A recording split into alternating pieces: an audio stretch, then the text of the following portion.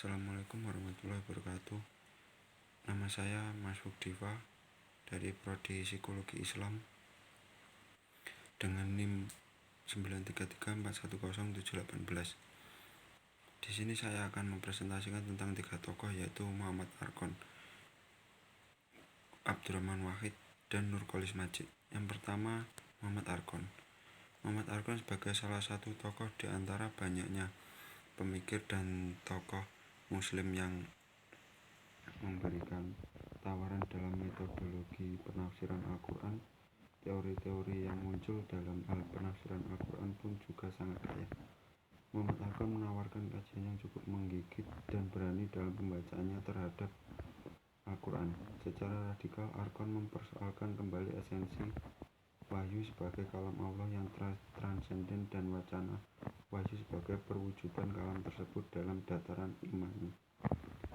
Ia menekankan pembacaan Al-Quran sebagai kajian yang memungkinkan suatu pembacaan yang ideal bertepatan dengan maksud-maksud pemaknaan yang asli dari Al-Quran pada tahap wacana, bukan pada tahap teks, dengan mengadopsi ilmu-ilmu barat kontemporer dalam menafsirkan Al-Quran, baik itu ilmu linguistik, secara antropologi, dan yang lainnya. Dia mengharapkan akan menghasilkan penafsiran baru yang belum pernah dilakukan oleh ilmuwan Muslim sebelumnya. Ia telah mengangkat hermeneutika Al-Quran dalam terma-terma kontemporer modern, sehingga penafsiran Al-Quran yang ia tawarkan cukup menggeser peran metode tafsir Al-Quran bil matsur.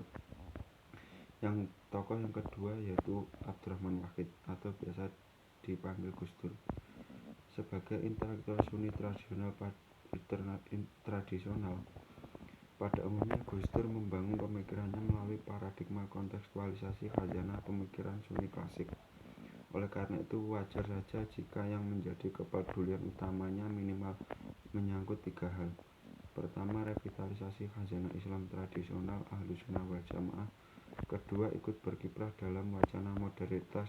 Dan ketiga, upaya melakukan pencarian jawaban atas persoalan konkret yang dihadapi umat Islam Indonesia.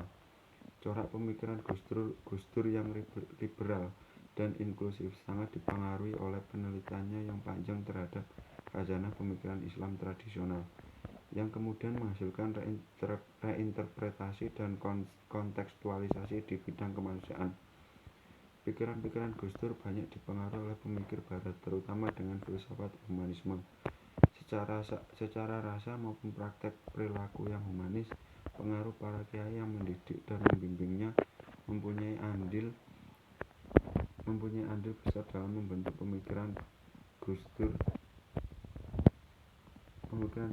tentang Kiai Fatah dari Tambak Beras, Kiai Ali Maksum dari Kerapiak, dan Kiai Fudori dari Tegalrejo telah membuat pribadi Gus Dur menjadi orang yang sangat peka pada sentuhan-sentuhan kemanusiaan. Tokoh yang ketiga yaitu Nurcholish Madjid.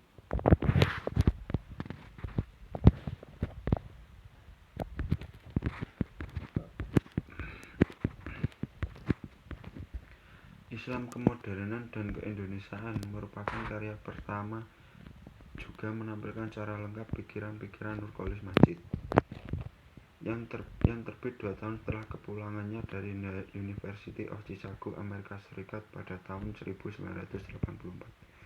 Penulisan karya ini dilatar belakangi oleh kenyataan bahwa konstatasi kaum muslim Indonesia telah mengalami kejumutan kembali dalam pemikiran dan perkembangan ajaran-ajaran Islam yang kehilangan psychological starting force dalam perjuangannya. Empat prinsipnya karya ini ingin menjelaskan bahwa Islam harus dilibatkan dalam pergulatan modernistik, namun berbeda dengan para pendahulunya.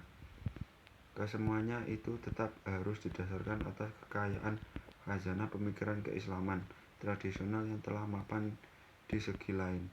Sebagai pendukung neomodernisme, Nurcholish Madjid cenderung meletakkan dasar-dasar keislaman Islam dalam konteks nasional, dalam hal ini keindonesiaan. Sekian yang dapat saya presentasikan, kurang lebihnya saya mohon maaf. Wassalamualaikum warahmatullahi wabarakatuh.